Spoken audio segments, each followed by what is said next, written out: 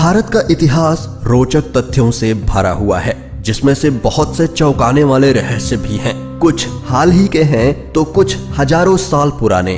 भारत के और अन्य देशों के शोधकर्ताओं ने इन्हें सुलझाने की कोशिश की और कर रहे हैं, लेकिन इन पहेलियों को सुलझाने में वो आज भी असमर्थ हैं और इन रहस्यों के उत्तर की प्रतीक्षा आज भी कर रहे हैं। और आप भी अगर पहेलियां सुलझाने में अपने आप को सक्षम मानते हैं तो हमारे पास भारतीय इतिहास की सबसे बड़ी पहेलियां मौजूद हैं। हेलो दोस्तों, मैं हूं आपका दोस्त सूरज और स्वागत है आप सभी का मिस्टीरियस हिंदी में।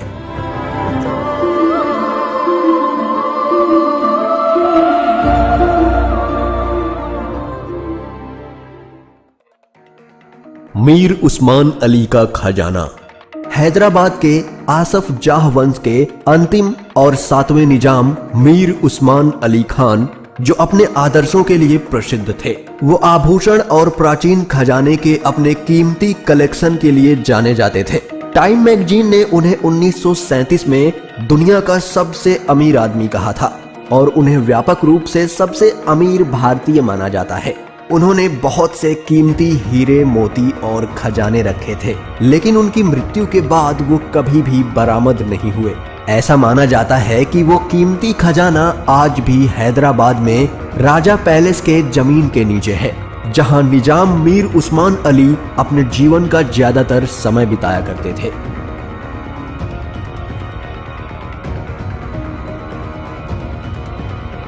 चारामा की एलियन रॉक पेंटिंग। छत्तीसगढ़ के आदिवासी बस्तर क्षेत्र में चारामा शहर के पास गुफाओं में प्राचीन शैल चित्र पाए गए हैं।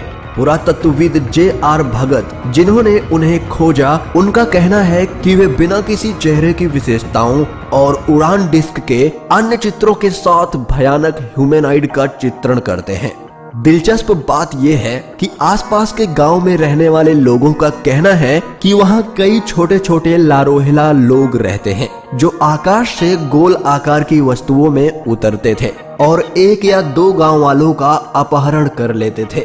छत्तीसगढ़ पुरातत्व और संस्कृति विभाग ने भारतीय अंतरिक्ष अनुसंधान इसरो और अमेरिकी अंतरिक्ष एजेंसी नासा से इन सम्मोहक खोजों के अनुसंधान में मदद करने को कहा है। कुलधरा का भूत गांव। जैसलमेर के पश्चिम में 20 किलोमीटर की दूरी पर स्थित कुलधरा का भूतिया शहर कुछ 100 साल पहले पालीवाल ब्राह्मणों का एक शहर था।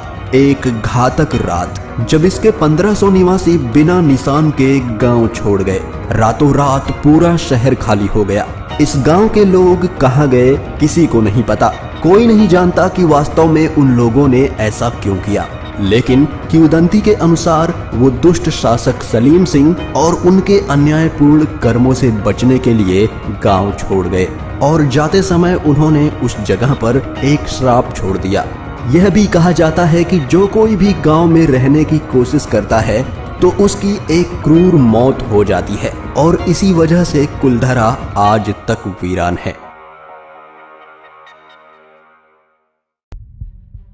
योगी, जो कुछ नहीं खाते पीते। अहमदाबाद से लगभग 200 किलोमीटर की दूरी पर अंबाजी नामक स्थान में एक तपस्वी रहते हैं। इनका नाम है प्रहलाद जानी। इन्हें चुनरी वाला माताजी के नाम से भी जाना जाता है। 11 साल की उम्र में आध्यात्मिकता ने प्रहलाद जानी को देवी अंबा का भक्त बना दिया और उनका दावा है कि देवी ने उन्हें आशीर्वाद दिया है और उन्हें एक अमृत के माध्यम से अलौकिक शक्ति प्रदान की है, जिससे वे बिना कुछ खाए पिए ही जी सकते हैं। और ये बात सच भी है। सन 2003 में उन पर 21 विशेषज्ञों की एक चिकित्सा अनुसंधान टीम द्वारा एक वैज्ञानिक शोध अध्ययन किया गया था, जिसमें कैमरा द्वारा उनकी लगातार निगरानी की जा रही थी, जहां पे उन्होंने महीनों से कुछ नहीं खाया पिया। जांच करने के बाद विशेषज्ञों की टीम हैरान थी कि कोई कैसे इतने दिनों तक बिना कुछ खाए पिए रह सकता है। ये तो बस कुछ दिन की बात थी। प्रहलाद जानी का दावा है कि उन्होंने सन 1940 से लेकर अब तक कुछ नहीं खाया पिया है।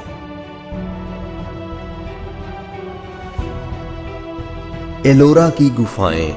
ये गुफाएं औरंगाबाद से 30 किलोमीटर की दूरी पर स्थित है। एलोरा में 34 गुफाएं हैं। ये बेसाल्टिक की पहाड़ी के किनारे किनारे बनी हुई हैं। इन गुफाओं में हिंदू, जैन और बौद्ध धर्मों के प्रति आस्था दर्शाई गई है और इसमें एक रहस्यमयी प्राचीन हिंदू मंदिर है जिसके बारे में कहा जाता है कि इसे मानव नहीं बना सकता और इसे आज की आधुनिक तकनीक से भी नहीं बनाया जा सकता। इसका नाम है कैलाश मंदिर, जो कि 40 लाख टन की चट्टानों से बनाया गया है। अब 4000 साल पहले कौन सी तकनीक मौजूद थी जो इस शानदार आर्ट को बनाने में इस्तेमाल की गई थी, यह अभी तक एक रहस्य बना हुआ है। कहते हैं कि इन गुफाओं के नीचे एक अन्य शहर भी बसा हुआ है और यह किसी को नजर नहीं आता। यहाँ एक ऐसी सुरंग है जो इसे अंडरग्राउंड शहर में ले जाती है। इन गुफाओं का निर्माण कोई आम इंसान या आज की आधुनिक तकनीक के बस की बात नहीं। आखिर इन्हें कैसे बनाया गया होगा, ये आज तक एक बड़ा रहस्य है।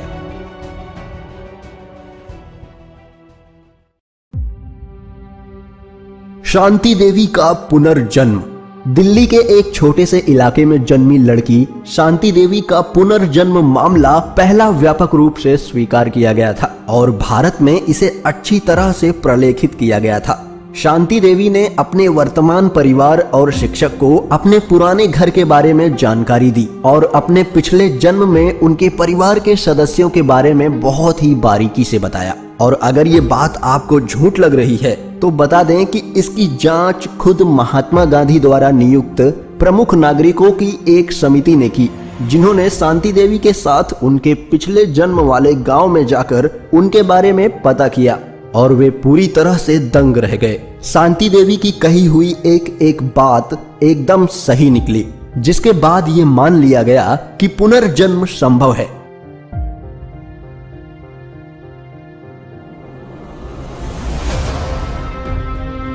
सिंधु घाटी सभ्यता का गायब होना। ये सिंधु घाटी की लिपि है जिसे अभी तक पढ़ा या फिर समझा नहीं जा सका है। शोधकर्ताओं का कहना है कि इसे समझना असंभव है। सिंधु घाटी सभ्यता शायद भारत का सबसे प्राचीन रहस्य है।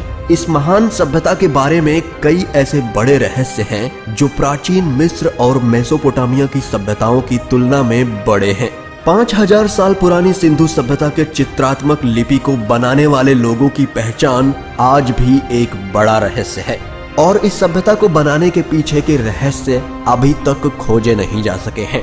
इसके अलावा शायद इस सभ्यता के बारे में सबसे चौंकाने वाला तथ्य ये है कि इसके सभी प्रमुख स्थल अचानक एक साथ गायब हो गए।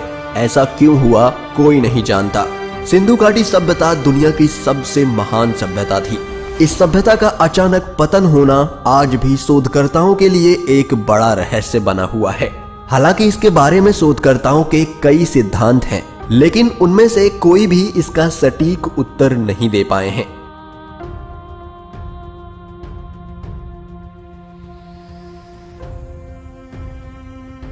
दोस्तों, आपको ये वीडियो कैसा लगा हमें कमेंट करके जरूर बताएं और अच्छा लगा हो तो इसे लाइक और शेयर जरूर करें। और अभी तक आपने हमारे चैनल को सब्सक्राइब नहीं किया है तो अभी सब्सक्राइब कर लें और बेल आइकन को प्रेस कर दें ताकि आने वाले वीडियोस आपको मिलते रहें। हम फिर मिलेंगे एक नए वीडियो के साथ, तब तक के लिए आप अपना ख्याल रखें।